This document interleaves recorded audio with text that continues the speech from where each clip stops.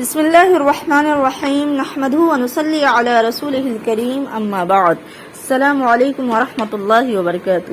میری عزیز بہنوں، رکشا بندھن کے موقع پر راکھی کسی غیر مسلم شخص کو باندھنا یا کسی سے بندھوانا کیسا ہے؟ شرعاً اس کا کیا حکم ہے؟ چونکہ یہ ہندوستان ہے اور یہاں گنگا جمونی تہذیب ہے اور بعض مسلمان آپس میں بہتر تعلقات قائم رکھنے کے لیے ایک دوسرے کو راکھی باندھنے اور بندھوانے میں کوئی حرج نہیں سمجھتے ہیں، لیکن یاد رکھیے گا کہ بہت سارے گناہ ایسے ہیں جو لوگوں کے درمیان بڑے نہیں سمجھے جاتے ہیں، لیکن اللہ رب العالمین کے نزدیک وہ جرم عظیم ہوتا ہے اور اللہ اس پر غضبناک ہوتا ہے۔ یاد رکھیے گا کہ مسلمانوں کو بالکل آزاد نہیں چھوڑا گیا ہے دوسرے مذاہب والوں کی طرح کہ جو چاہیں کر لے، بلکہ اللہ نے مومنوں کے لیے ایک باؤنڈری متعین کر دی ہے، ایک حد قائم کر دیا ہے۔ قرآن کریم میں سورہ بقرہ میں آیت نمبر 229 ہے کہ تلک حدود اللہ فلا تعتدوها ومن يتعد حدود اللہ فاولئک هم الظالمون۔ یہ اللہ کا متعین کردہ حد ہے اور تم اس حد کو کراس نہ کرو، اس حد سے آگے نہ بڑھو۔ جو شخص اس حد سے آگے بڑھ جائے گا وہ ظالم ہوگا۔ لہذا خود کو اپنے آپ کو ظلم و ستم کے بیڑے میں غرق کرنا یہ صحیح نہیں ہے۔ اور دوسرے کو راکھی باندھنے یا بندھوانے میں دو طرح کے گناہ لازم آتے ہیں۔ پہلی چیز کہ نامحرم کے ہاتھوں میں اپنا ہاتھ دینا، اس کا بھی شرعاً کسی طرح کا کوئی جواز نہیں ہے۔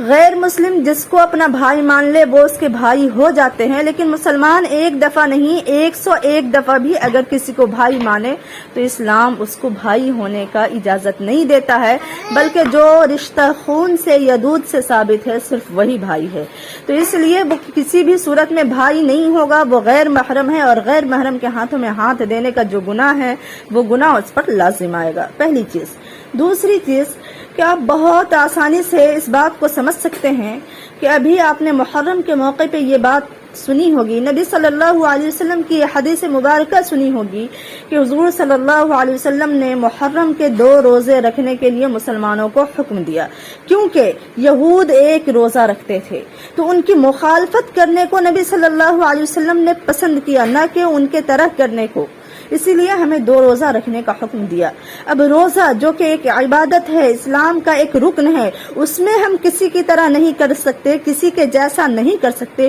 تو جو کافر ہیں، مشرک ہیں، ہم ان کے جیسا عمل کیسے کر سکتے ہیں، جس کے بارے میں قرآن صاف طور پہ کہہ دیا ہے لکم دینکم ولی دین، تمہارے لیے تمہارا دین ہے اور ہمارے لیے ہمارا دین ہے۔ اور نبی صلی اللہ علیہ وسلم کا فرمان ہے، حدیث مبارکہ ہے، من تشبہ بقوم فہو منہم، کہ جو شخص کسی سے مشابہت اختیار کرے گا وہ انہی میں سے ہوگا، یعنی اس کا اسلام میں کوئی رشتہ نہیں ہے، اسلام سے کوئی اس کا ناطہ نہیں ہے۔ اس لیے مسلمانوں، آپ سے میری گزارش ہے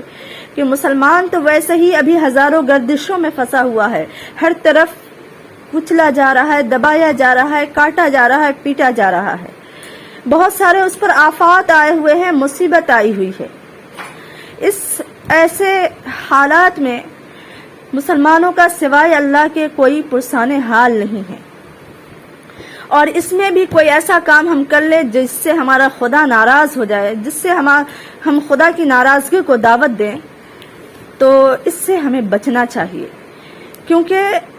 جس کے ہاتھوں پہ ہم راکھی باندھتے ہیں یا جن سے ہم بندھواتے ہیں، آپ یہ سمجھ سکتے ہیں کہ اچھے سے کہ ایک دور وہ بھی آتا ہے کہ انہی مسلمانوں کے ہاتھ سے لوگ سبزی لینا بھی پسند نہیں کرتے ہیں، اور انہی مسلمانوں کو طرح طرح کے جہاد کے نام پہ مار دیا جاتا ہے، تو اس وقت گنگا جمونی تہذیب کہاں جاتی ہے؟ اس لیے اپنے دین کو